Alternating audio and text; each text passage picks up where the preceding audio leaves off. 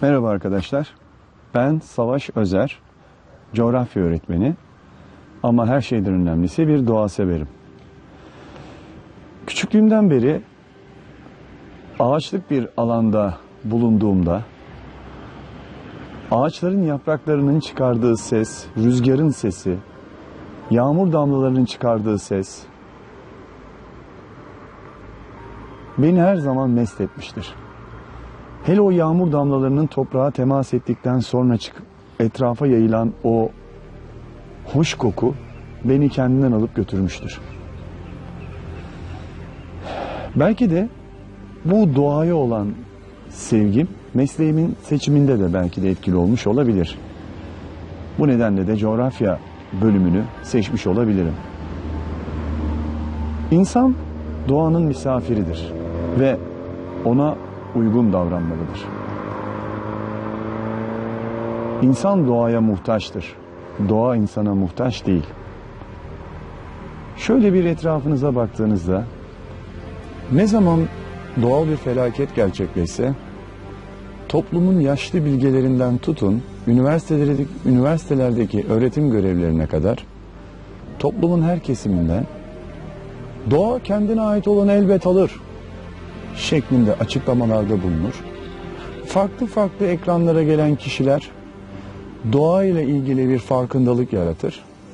Sonra dersin ki bu sefer bir şeyler değişecek galiba dersin. Fakat çok kısa zaman içerisinde her şey unutulur. Hiç olmamış gibi davranılır.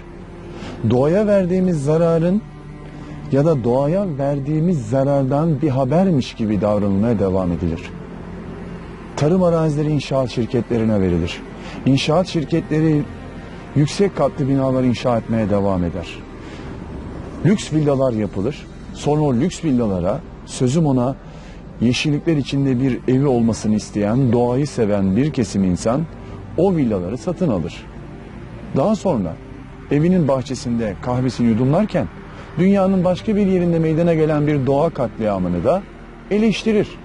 İnsan ile doğa arasındaki ilişki ilk çağlara kadar dayanır. O dönemde insanın doğaya yönelişinin özünde doğayı anlamak yatmaktadır.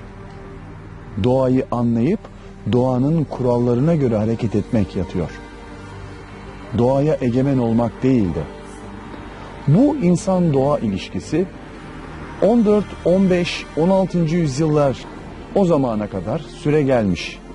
Fakat özellikle coğrafi keşiflerle insanoğlunun dünyayı tanımaya başlaması, dünyadaki farklı doğal kaynakları keşfetmesi, sonra bu doğal kaynaklardan farklı nesneler üretilmesi, sonra ürettikleri nesnelere pazar arayışları, dünyanın özellikle 18. yüzyılda beraber, yani sanayi devriminin başlamasıyla birlikte makinelerin insan hayatının her kademesinde yer almaya başlaması, özellikle ulaşım alanında yer almasıyla beraber eskilerin gidilmez dediği, gidilemez dediği alanlara, kutuplardan tutun çöllere, dağlık alanlardan tutun balta girmemiş ormanlara kadar insanoğlunun ayak basmadığı yer kalmadı.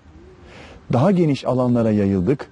Daha geniş alanlardaki doğal kaynakları daha hızlı ulaşım araçlarıyla getirdik. Daha seri üretime geçtik. Daha seri üretim daha çok tüketimi beraberinde getirdi.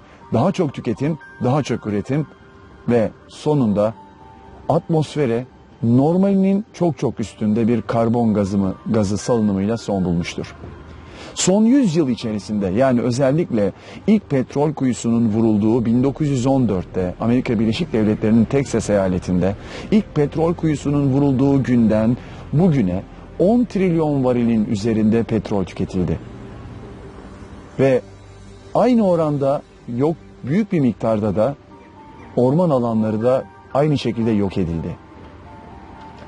Yani atmosfere normalinin üstünde karbon gazı saldık ve o karbonu emerek atmosferdeki dengeyi sağlayan ormanları da katlettiğimiz için atmosferde bir karbon gazı birikimi gerçekleşti. Bu ise dünyamızın ısınmasına yol açtı. İşte bizim çağımızın, bu dönemin herkesin dilinde olan küresel ısınmayı oluşturdu. Küresel ısınma ile beraber doğa çok kısa zaman içerisinde tepkisini verdi. Öyle ki dünyanın kimi yerlerinde kuraklık baş gösterirken, susuzluktan insanlar ölürken, dünyanın bir başka yerinde aşırı yağışlardan dolayı şehirler ve tarım arazileri sular altında kaldı. Son 50 yılda doğal felaketlerin sayısı 3 misline çıktı.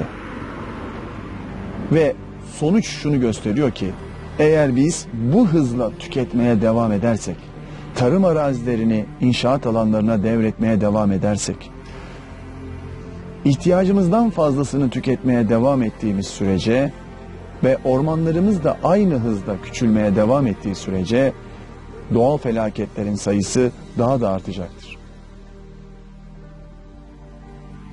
Evet doğa severler, karamsar olmaya gerek yok. Doğaya yeter ki zaman verelim.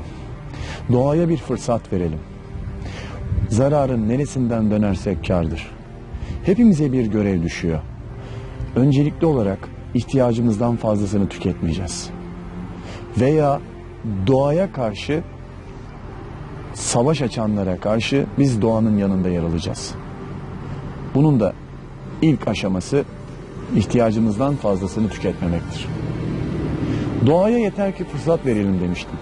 Evet, doğaya yeter ki fırsat verelim ve doğa mutlaka bir fırsatını bulur ve yeniden yaşamı inşa eder. Benden örnek mi istiyorsunuz? Hemen bir örnek vereyim. 1986 yılında Ukrayna'nın Çernobil kasabasında bir nükleer patlama gerçekleşti.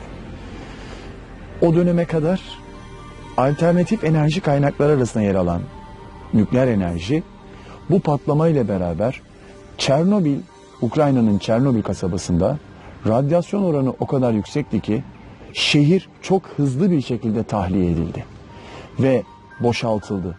Hatta etkisi Karadeniz'in karşı kıyısı olan Karadeniz'e kadar geldi.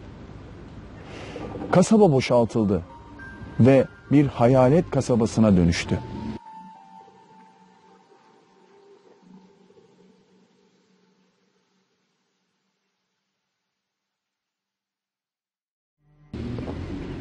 Aradan uzun yıllar geçti.